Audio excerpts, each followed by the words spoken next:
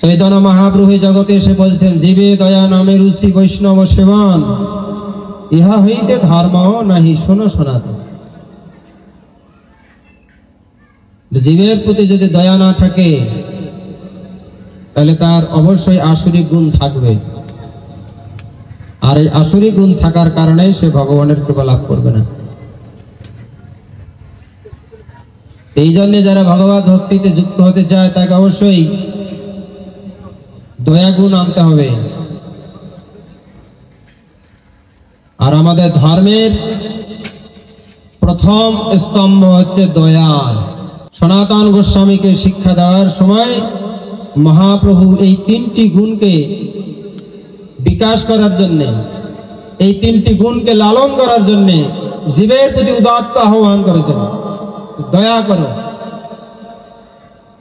অর্থাৎ আমাদেরকে জীব হত্যা বন্ধ করতে হবে।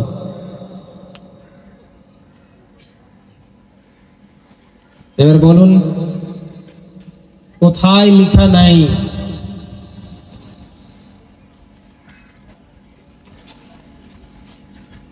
এই জন্য এই যে আসুরিক ভাব আমাদেরকে ছাড়তে হবে। আমাদের ভিতরে যে অসুর ঢুকে আছে, পূর্বকালে অসুরগুলো জলে জঙ্গলে পাতালে ছিল, পাতাল থেকে জঙ্গলে চলে আসছে, জঙ্গল থেকে এখন মানুষের শরীরের ভিতরে ঢুকে আছে, এত কাছাকাছি এসে গেছে। আমাদের মধ্যে একই সঙ্গে দেবতা এবং অসুর দুই বাস করছে। এই সাধু সঙ্গের প্রভাবে আমাদের সেই পূর্ব স্বভাব, আমাদের সেই আসুরিক ভাব, এগুলিকে পরিত্যাগ করতে হয়। এই যেখানে এসেছেন সকলে তিলক পড়ে, মালা পড়ে, সুন্দর ভক্তবেশ ধারণ করে, এটি হচ্ছে দৈব গুণ। যে মায়েদের মনে হচ্ছে তারা বৈকুণ্ঠ লোক থেকে এসছে, গোলোক থেকে আসছে, এক একজন দেবী, তাই না? তো সবাই তাদেরকে মাতাজি বলবে, হরে কৃষ্ণ বলবে, প্রণাম করবে। যদি এখনই সেগুলি মুছে ফেলবেন, আপনাকে আর ভক্ত ভাব দেখবে না, আপনাকে আর মায়ের মতো বোনের মতো দেখবে না, আপনাকে কুদৃষ্টিতে দেখবে, খারাপ নজরে তাকাবে। সেটা ভালো?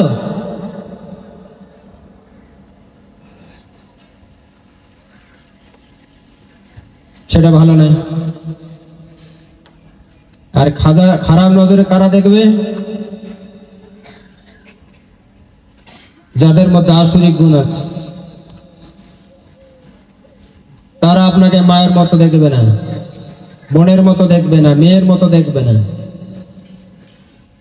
আমাদের এই সনাতন পরম্পরা শিক্ষা দেয়, নিজের স্ত্রী ব্যতীত সকলেই, সকল মা জাতি মা, তাকে নিজের মায়ের মতো, বোনের মতো, কন্যার মতো, নিজের কন্যার মতো তাকে দেখতে হবে। এবং মায়েদেরকেও নিজের স্বামী ব্যতিরিক্ত বাকি সকল পুরুষকে পিতার মতো, পুত্রের মতো, ভাইয়ের মতো দেখতে হবে। এটি হচ্ছে সনাতন পরম্পরা। এই একমাত্র সনাতন ধর্মেই নারীকে সর্বশ্রেষ্ঠ আসন দেওয়া হয়েছে, লক্ষ্মীর সঙ্গে তুলনা করা হয়েছে। কন্যা সন্তান লক্ষ্মী, বাড়ির বউ লক্ষ্মী, মা জাতিকে লক্ষ্মীর সঙ্গে তুলনা করা হয়েছে, লক্ষ্মীরই অংশ। এই আসুরিক গুণ সম্পন্ন পুরুষ নারীকে মাতৃজ্ঞানে, কন্যা জ্ঞানে দেখে না, তারা কুদৃষ্টিতে দেখে।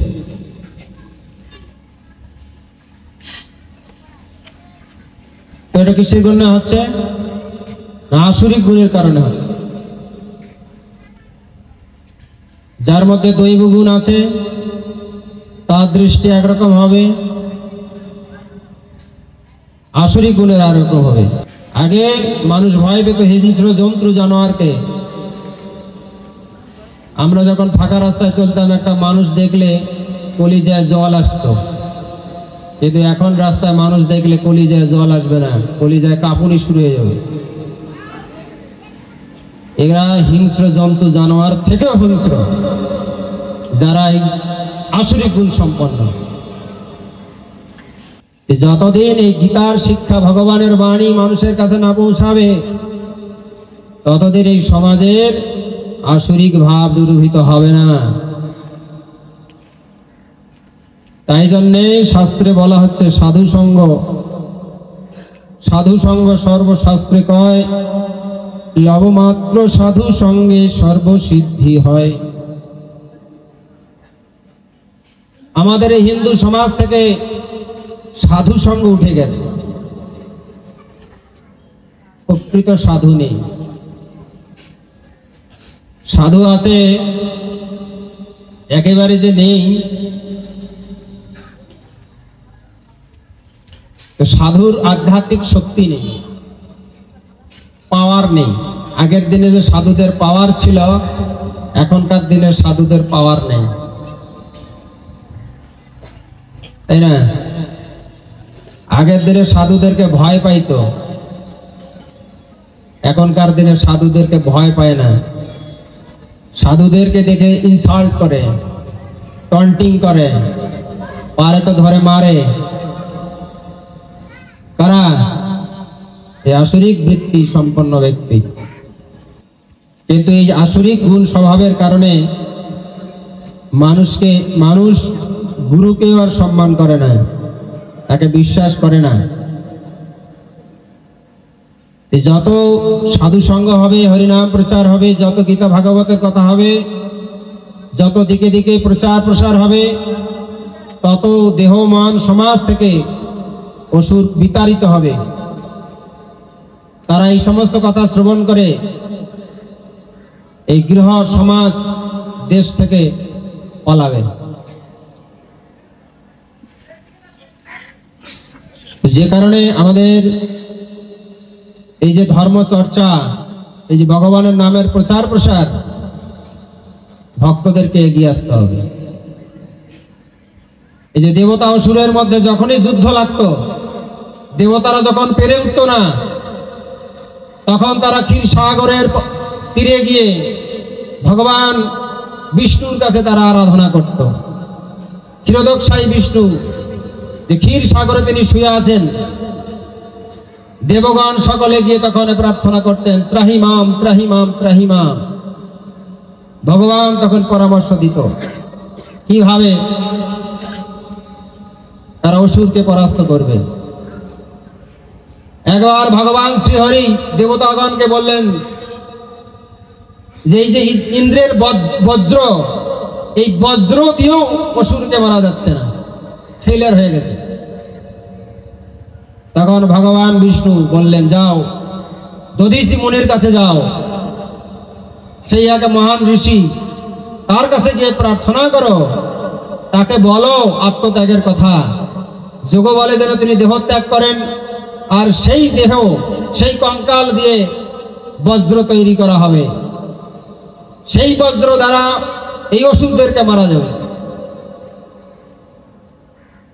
সকলে ভগবানের পরামর্শে তখন তারা দধীচি মুনির কাছে গিয়েছিলেন। দধীচি মুনি সে কথা শ্রবণ করে এবং ভগবানের নির্দেশ জেনে তিনি যোগ বলে দেহত্যাগ করেছিলেন।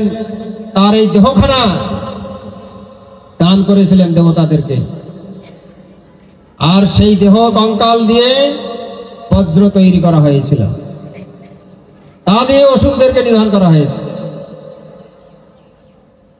কিন্তু এই কলিযুগে আমাদের অস্ত্র কি?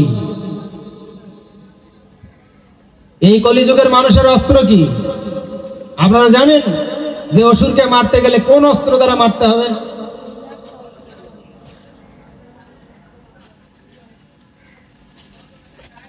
ভাগবতে বলছে এই বিষয়ে, সাঙ্গ পঙ্গাস্ত্র পার্শ্বদম। সকলে মিলে হরিনামের দ্বারা এই অসুরকে নিধন করতে হবে। নিতাই গৌর প্রেমানন্দে হরি হরি বল।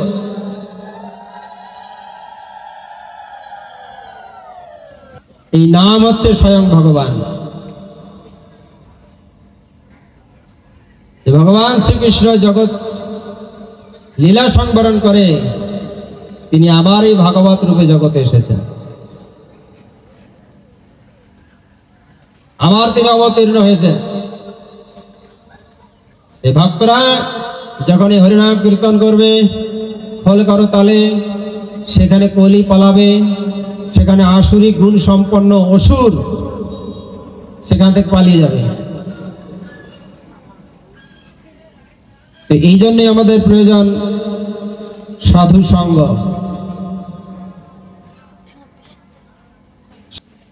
আমরা কলির দ্বারা আহত।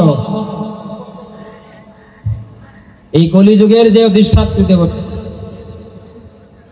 যে কলিযুগ পরিচালনা করছে স্বয়ং কলি, তার দ্বারা আমরা আহত। সংসার মায়া জালে আমরা আহত।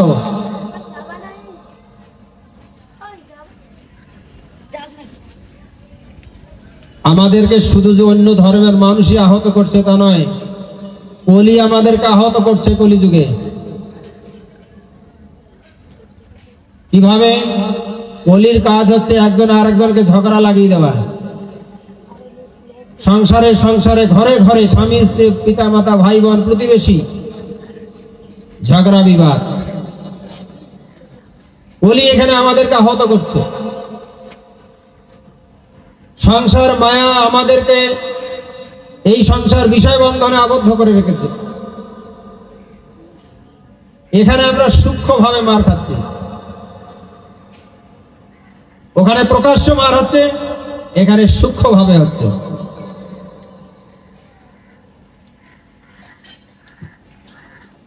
এখনো যদি আমরা না জেগে উঠবো, এই জীবন সায়ান্নে আমাদেরকে আর কেউ বাঁচাতে পারবে না। তাই ইসকন সারা পৃথিবী জুড়ে এই কৃষ্ণ ভক্তির আন্দোলন গড়ে তুলছেন। সারা বিশ্বব্যাপী সমস্ত দেশে যে গীতা ভাগবতের জ্ঞান বিতরণ হচ্ছে, সকলে ঐক্যবদ্ধভাবে এই ভগবানের বাণী প্রচার করে মানুষের মধ্যে শান্তি ফিরিয়ে আনছে। যারা বিষ খেয়ে মরতে চেয়েছিল, যারা গলায় দড়ি দিয়ে মরতে চেয়েছিল, যারা পাহাড় থেকে নদীতে ঝাঁপ দিয়ে, সাগরে ঝাঁপ দিয়ে মরতে চেয়েছিল, তারাই গীতা পড়ে, ভাগবত পড়ে, সাধু সঙ্গ করে, তারা সেই মৃত্যুর হাত থেকে বেঁচে গেছে। যে প্রভুপাদ বলছেন যে প্রত্যেক ব্যক্তি মৃত্যু প্রথম যাত্রী, মৃত্যু তার অবশ্যম্ভাবী, কিন্তু তার মৃত্যুর পর কি হবে সে জানে না। কারণ গীতায় ভগবান শ্রীকৃষ্ণ বলছেন জাতস্য হি ধ্রুব মৃত্যু, মৃত্যু অবশ্যম্ভাবী। আমরা ধীরে ধীরে মৃত্যুর দিকেই যাচ্ছি। বলে না মানুষ যে শেষ নিঃশ্বাস ত্যাগ করলো, এই যে প্রতিদিন নিচ্ছি নিঃশ্বাস 26,000 বার, আমরা যে শ্বাস প্রশ্বাস নিচ্ছি তার সংখ্যা হচ্ছে 26,000। আমরা এই যে 16 মালা জপ করি তার কারণ কি? এই এতেও 26,000 নাম হয়, যে প্রত্যেকটা শ্বাসে একবার করে নাম করছি।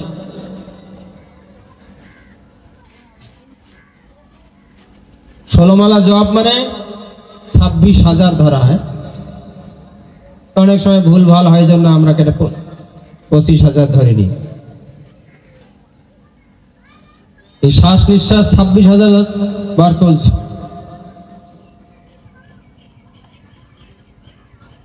যেদিন মৃত্যু হবে সেদিন শেষ নিঃশ্বাস, আর নিঃশ্বাস নিতে পারবে না। শেষ নিঃশ্বাস ত্যাগ করলো। এইভাবে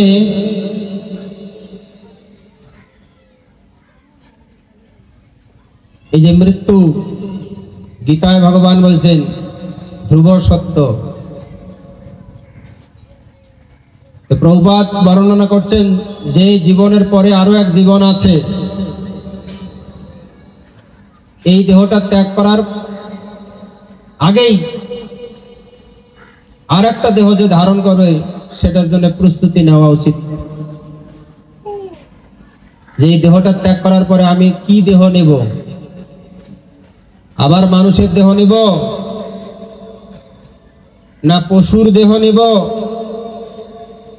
না কীট পতঙ্গের দেহ নেব, না বৃক্ষ জন্ম নেব, না জলজ প্রাণী হব?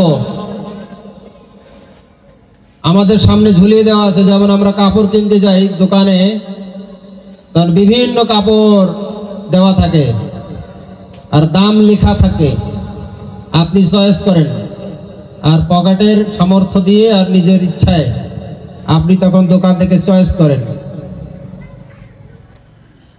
এই দেহ ত্যাগের পরে আপনার সামনে এই বস্তুগুলো দেহগুলো থাকবে, আপনি কোনটা নেবেন?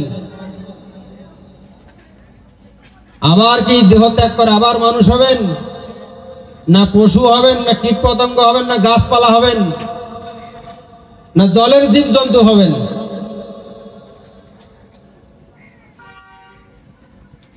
সেটা এখনই ডিসাইড হয়ে যাবে আপনার কর্মের উপর।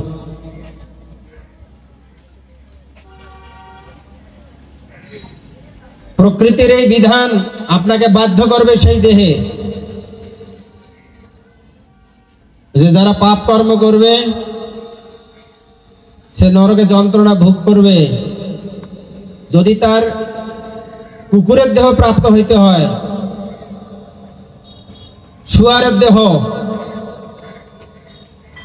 যে দেহ প্রাপ্ত হবে সেই দেহ নরক লোকেই তাকে প্র্যাকটিস করানো হয়। যদি কুত্তার দেহ পাবে তো সেখানে কুত্তার দেহ দিয়ে ওকে মল খাওয়া শেখাবে, না হলে এই মর্ত জগতে এসে জন্ম নিয়ে এসে মল খেতে পারবে না।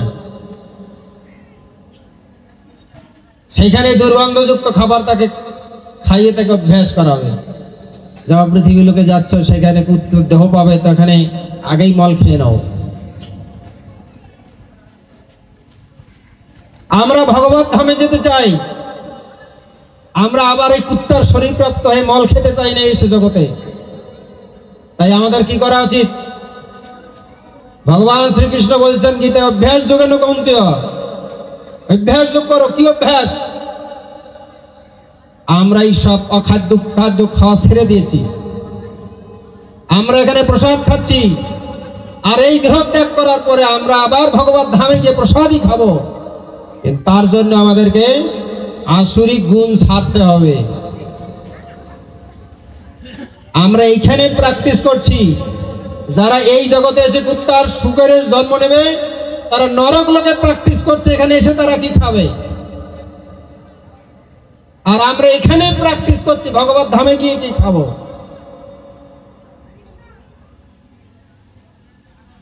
আচার্যগণ এই জন্য আমাদেরকে শাস্ত্র শিক্ষার দ্বারা আমাদের এই যে স্বভাব পরিবর্তন করার জন্য তারা গৃহেও দ্বারে গিয়ে আমাদেরকে আহ্বান করছে। মহাপ্রভু বলছে নিত্যানন্দ প্রভুকে, শোনো শোনো নিত্যানন্দ, শোনো হরিদাস, সর্বত্র আমার আজ্ঞা করহ প্রকাশ, প্রতি ঘরে ঘরে গিয়া এই করো ভিক্ষা, বল কৃষ্ণ ভজ কৃষ্ণ করো কৃষ্ণ শিক্ষা। জীবের দ্বারে দ্বারে গিয়ে বলতে বলেছে নিত্যানন্দ প্রভুকে, হরিদাস ঠাকুরকে, মহাপ্রভু যাও গৃহ দ্বারে গিয়ে তাদেরকে আহ্বান করো, বলো, অনুরোধ করো, বলো কৃষ্ণ ভজ কৃষ্ণ করো কৃষ্ণ শিক্ষা। আমি প্রায় ক্লাসে বলি, আমাদের যার যেমন রুচি তার সেরকম খাওয়া, সেই রকম তার পড়া। মানুষের খাওয়া পড়াতে বোঝা যায় মানুষের রুচি কি। আপনার কাপড় পরা দেখেই বোঝা যাবে আপনার রুচিটা কিরকম।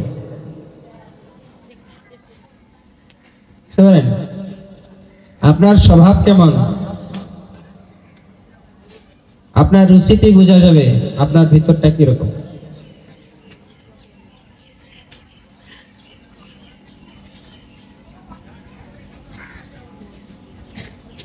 তো আমাদের তারপরে আছে, পরের পয়েন্ট দেওয়া হয়েছে এখানে, মায়া অপহৃত জ্ঞানা। সে তো মারাত্মক জিনিস। আমাদের অপহরণ করা হয়েছে কি? জ্ঞান। আমাদের তো সোনার চেন হারিয়ে গেলে, কানের দুল হারিয়ে গেলে আমরা কান্নাকাটি করি, কিন্তু আমাদের সব থেকে বড় ধন অপহরণ করা হয়েছে, সেটা আমরা জানি? জানি না। জ্ঞানী ব্যক্তি জানছেন, গীতা ভাগবত পড়ে, যে আমাদের অপহরণ করা হয়েছে, অপহৃত। আপনার একটা দামি মোবাইল আছে, কেউ চুরি করে নিয়ে গেল, আপনি পুলিশ কমপ্লেন করছেন। আপনার বাড়ি চুরি হয়ে গেল, পুলিশ কমপ্লেন করছেন, দুঃখ করছেন, কান্না করছেন, হাউ মাউ করে, বাড়ি চুরি হয়ে গেছে। কিন্তু আমাদের সব থেকে বড় ধন অপহৃত করেছে। গীতায় ভগবান বলছেন, মায়া অপহৃত জ্ঞানা। মায়া দেবী আমাদের জ্ঞান অপহরণ করে নিয়েছে, যার দ্বারা আমরা বুঝতে পারতেছি না আমি জগতে কেন এসেছি, কোথায় ছিলাম, কোথায় এলাম, আর যাব কোথায়। আমাদের জ্ঞান অপহরণ করে নিয়েছে মায়া দেবী।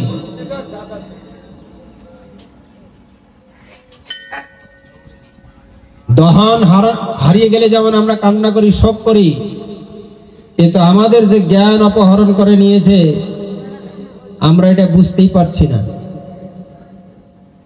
কোন জ্ঞান অপহরণ করেছে? যদি আপনাকে প্রশ্ন করা হয়, আপনি ভগবান দেখেছেন? আপনি বলবেন দেখেন নাই, তাই না? প্রত্যেকটা মানুষ বলবেন আমি ভগবান দেখি নাই। কিন্তু শাস্ত্রে বলা আছে আপনি ভগবানকে দেখেছেন। কখন দেখেছেন, কোথায় দেখেছেন? শাস্ত্রে সব বলা আছে। আপনি মাতৃ জঠর যন্ত্রণায় যখন কাতরাচ্ছিলেন, হে গোবিন্দ আমায় রক্ষা করো প্রভু, আর এই জঠর যন্ত্রণা আর সহ্য পাচ্ছে না আমার,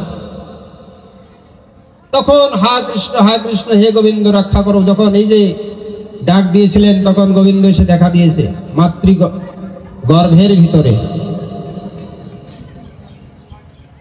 কিন্তু এখন আপনি সেই কথা ভুলে গেছেন। কেন ভুলে গেছেন? এই যে মায়া অপহৃত জ্ঞানা, মায়া আমাদের এই জ্ঞান অপহরণ করে নিয়েছে। যে কারণে ভগবানকে যে দেখেছিলাম, ভগবান যে আমাদেরকে সান্ত্বনা দিয়েছিলেন, সমস্ত কথা ভুলে গেছি। কেননা গীতায় ভগবান বলছেন অর্জুনকে,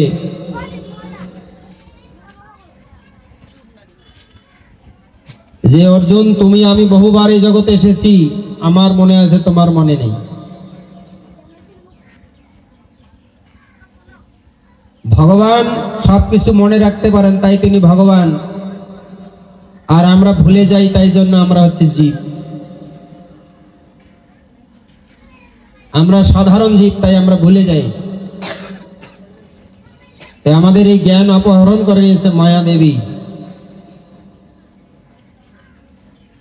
আজকে আমরা এই ভব নদীর কূলে বসে সব হারিয়ে টানতেছি। এই জন্য বলছে পদকর্তা, ভজিব বলিয়া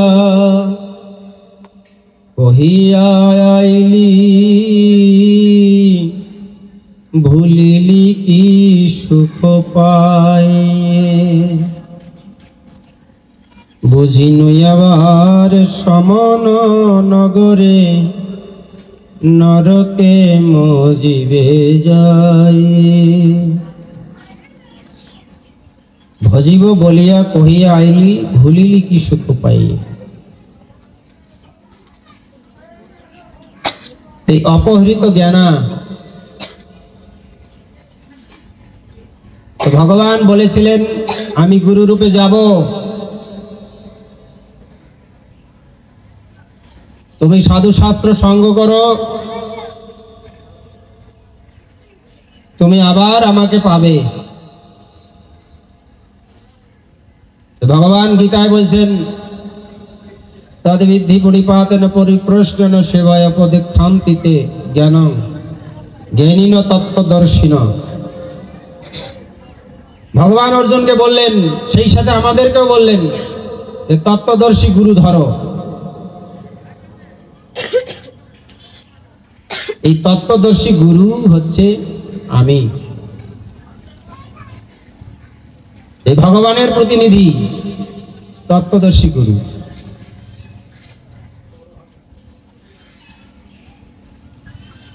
গুরু যদি ভগবানের প্রকাশ হয়, ভগবান হচ্ছেন মায়াধীশ, যাকে মায়া অ্যাটাক করতে পারে না। সমস্ত শক্তি, সমস্ত দেবতা দেবী সকলেই মায়ার দ্বারা পরিচালিত। একমাত্র ভগবান, তাকে মায়া আক্রান্ত করতে পারে না। মায়া ভগবানের দাসী। তাহলে গুরু যদি ভগবানের প্রকাশ হবে, তাহলে সেই গুরু যদি মায়ার দাসত্ব করে, মায়ার দ্বারা আবদ্ধ হবে, তাহলে কি করে তিনি ভগবানের প্রকাশ হলো?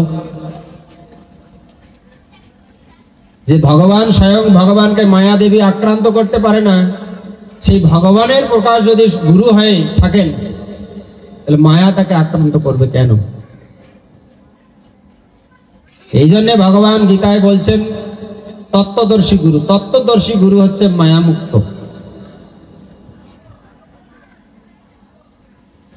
তিনি মায়ার দ্বারা পরিচালিত নন, তিনি মায়ার সংসারে আবদ্ধ নন। তত্ত্বদর্শী গুরু ধরতে বলেছে। তত্ত্বদর্শী গুরু হচ্ছেন মায়ামুক্ত, ভগবানও মায়ামুক্ত। আমরা যাকে তাকে গুরু করে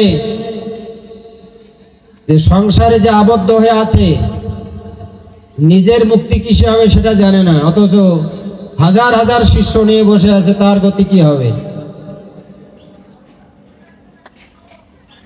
আর আমরা সস্তা পাইছি, আলকাতরা খাইছি।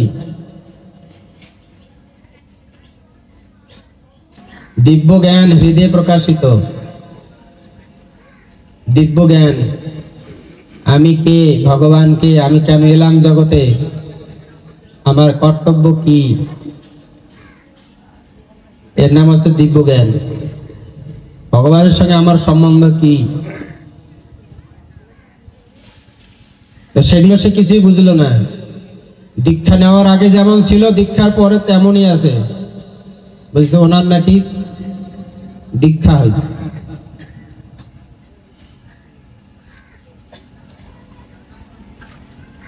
দীক্ষা হয়েছে। এইরকম দীক্ষা নিয়ে যদি ভগবানের সঙ্গে সম্বন্ধ নাই হলো, ভগবানের সেবা না হলো, দীক্ষার কি ফল?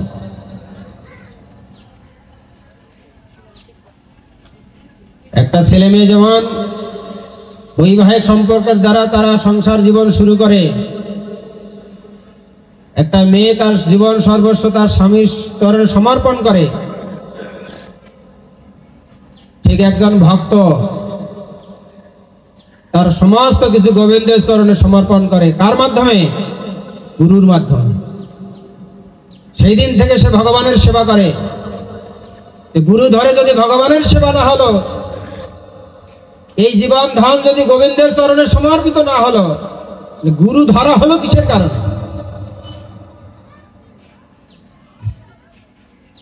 আর যে গুরু এই কাজটা করলো, তিনিও দায়িত্ব নিলেন না। দীক্ষা মানে জন্ম,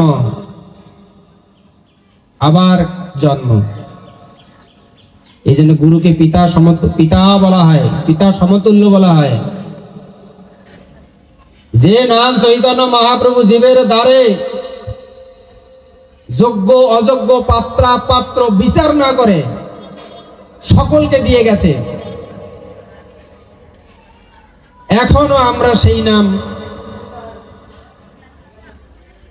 দিতে বিচার করছি, না না তুমি এটা পারবে না, তোমার এখনো যোগ্যতা হয়নি। পাত্র বিচার করে নেই, জাতি ধর্ম বর্ণ বিচার করে নেই, আচণ্ডালে নাম দিয়েছে। মৃত ব্যক্তি সৎকার করে তাকে চণ্ডাল বলে। সেই চণ্ডালকে পর্যন্ত মহাপ্রভু নাম বিলিয়েছে, আচণ্ডালে হরি নাম দিয়েছে, বিচার করেনি। আমরা এখনো সেই নাম মানুষকে বিলাতে ভয় পাই। তার যোগ্যতা আছে কিনা? আরে যে হরিনাম বিলালেন, যার নাম, আমরা সেখানে বিচার করছি।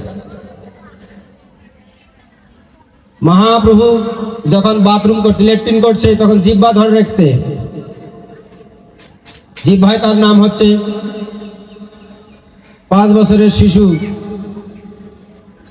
গোপাল, দেখে ফেলছে।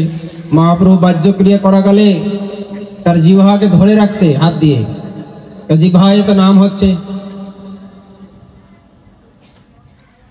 তো যখন তিনি বাহ্যক্রিয়া করে বাইরে এলেন, তখন গোপাল জিজ্ঞাসা করছে, প্রভু তুমি জিহ্বা ধরে রেখেছো কেন? কেন বাহ্যক্রিয়া করছিলাম, এসব নাম হচ্ছিল তো ওই জন্য জিহ্বাটা ধরে রাখছে। তো গোপাল তখন বলছে, প্রভু তোমার এই বাহ্যক্রিয়া করাকালে যদি তোমার প্রাণ যায়, তাহলে কি তুমি নাম করবে না? তো মহাপ্রভু সেই গোপালকে গুরু রূপে গ্রহণ করেছেন। পরবর্তীকালে তার নাম হয়েছে গোপাল গুরু। জগন্নাথ মন্দিরে তার একটা ছোট্ট মন্দির আছে।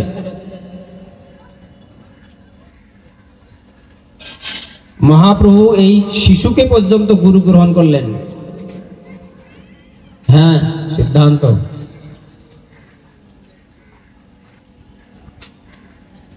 যে ভারী জ্ঞানের ভারী, এইভাবে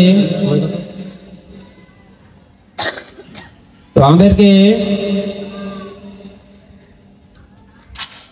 ভগবানকে ভালোবাসতে হবে। কৃষ্ণ ভাবনার আন্দোলন, ইস্কন হচ্ছে কৃষ্ণ ভাবনার আন্দোলন। মানুষ জমি জায়গা নিয়ে আন্দোলন করে, অধিকার নিয়ে আন্দোলন করে, রাজনীতি নিয়ে আন্দোলন করে। আমরা কৃষ্ণ ভাবনার নিয়ে আন্দোলন করি, যে প্রত্যেকটা মানুষ কৃষ্ণ ভাবনায় ভাবিত হবে, কৃষ্ণকে ভালোবাসবে, কৃষ্ণের সেবা করবে, এতে তার জীবন ধন্য হবে।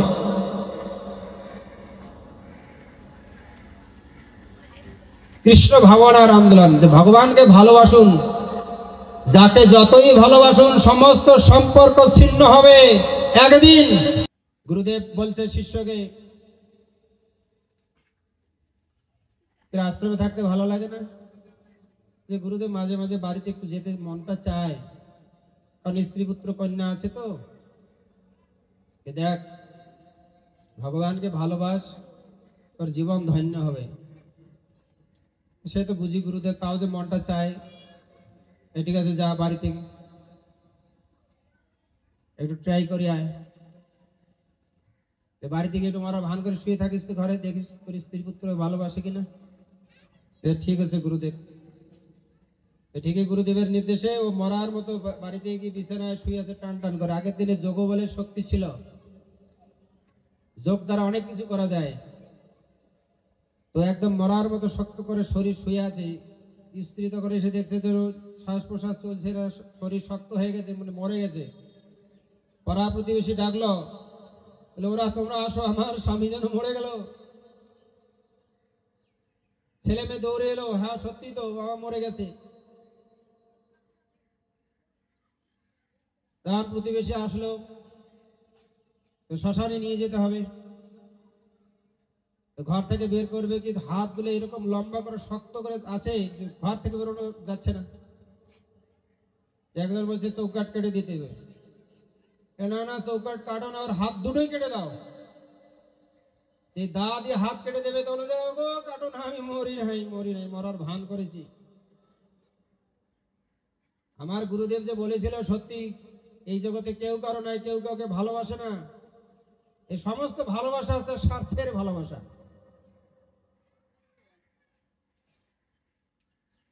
স্বার্থের ভালোবাসা। পয়সা আছে ভালোবাসা আছে, রূপ যৌবন আছে ভালোবাসা আছে, নাই সব শেষ। এই ভালোবাসা যদি সত্যি ভালোবাসতে চাও কেউ, ভগবানকে ভালোবাসো, ওই তোমার সমস্ত সুখে দুঃখে সাথ দেবে। এই মনুষ্য জীবনের উদ্দেশ্যে ভগবানকে ভালোবাসা। যাই হোক, অনেক সময় নিয়ে অনেক কথা বললাম। আমাদের জীবনের মূল উদ্দেশ্য আছে ভগবানকে ভালোবাসা। এই আন্দোলনকে এগিয়ে নিয়ে যেতে হবে। যে আন্দোলনের দ্বারা ভগবানের কৃপা লাভ করতে পারবো, ভগবানের কাছে ফিরে যেতে পারবো, পরের জন্মটা ভালো হবে, আমাদেরকে সেটাই করতে হবে। পরের জন্মের কথা ভুলে গেলে হবে না, ভগবানকে ভুলে গেলে হবে না। আমাদের এটাই কাজ, মানুষকে মনে করে দেওয়া। আমরা মনে করে দিচ্ছি, আপনি গীতা পড়ুন, আপনি হরিনাম জপ করুন, আপনি একাদশী করুন, আপনি তুলসী সেবা করুন, আপনি সাধু সঙ্গ করুন। এই যে সুন্দর মন্দির, রাধা গোবিন্দের মন্দির আপনাদের এই পাড়ায়, এত সুন্দর মন্দির, এত সুন্দর জায়গা, এইখানে বাচ্চাদের গীতার ক্লাস হওয়া উচিত। আজকে আমাদের সন্তানদেরকে যদি আমরা শিক্ষা না দেব, বৃদ্ধকালে ভাত পাবেন না, সম্মান তো পাবেনই না, হয়তোবা বৃদ্ধাশ্রম যেতে হইতে পারে। আপনি উচ্চ শিক্ষা শিক্ষিত করবেন, ইংলিশ মিডিয়ামে পড়াবেন, অনেক কিছু, তার পিছনে টাকা পয়সা শেষ করবেন, কোনোটাই কাজে আসবে না। চাকরি নিয়ে বাইরে গিয়ে থাকবে, বউ বাচ্চা নিয়ে থাকবে, আপনাকে গ্রামের বাড়িতে চিকিৎসাবিহীন, খাওয়াবিহীন মরতে হবে। আপনি তো সেটাই করছেন। এই আধুনিক শিক্ষার পাশে ছেলে মেয়েদেরকে একটু গীতার জ্ঞান দেওয়া শেখেন। সেই দিন বলবেন যে ইসকন থেকে সাধু এসেছিল, বলে গেছিল, কথাটা কাজে লেগেছে। এই গীতার জ্ঞান পেলে মা বাবার প্রতি যে মর্যাদা সন্তানের, সেটা শিখবে, নালে কিছুই শিখবে না, কিছুই শিখবে না, বলে গেলাম, প্রমাণ করে নিয়েন। দিন যত যাবে, এই ধর্ম চর্চা, আধ্যাত্মিক চর্চা যত কমে যাবে, তত মানুষ অসুরের মতো হবে, তত মানুষ মানুষকে চিনবে না। স্বার্থের দলাদলি, ঝগড়া ফ্যাসাদ সংসারে, পরিবারে অশান্তি ছাড়া কেউ শান্তিতে থাকবে না। তাই যদি আমরা শান্তিতে বাঁচতে চাই, সমাজে শান্তি ফিরিয়ে আনতে চাই, বিশ্ব শান্তি যদি প্রতিষ্ঠিত করতে চাই, তাহলে অবশ্যই আমাদেরকে গীতার আলোকে, কৃষ্ণ ভাবনার আলোকে আমাদের জীবন গড়ে তুলতে হবে। আর এটাই ইসকনের লক্ষ্য। তাই প্রত্যেকটি মানুষকে আমরা বিনতি করছি, আপনি নিজে ভক্তি করুন, সন্তানকে কৃষ্ণ ভক্তিতে যুক্ত করুন, তাহলে আপনি শান্তি পাবেন। এখানে রাখছি। হরে কৃষ্ণ কৃষ্ণ কৃষ্ণ হরে হরে, হরে রাম রাম রাম হরে হরে। জয় জয় নিতাই গৌর সীতানাথ প্রেমানন্দে।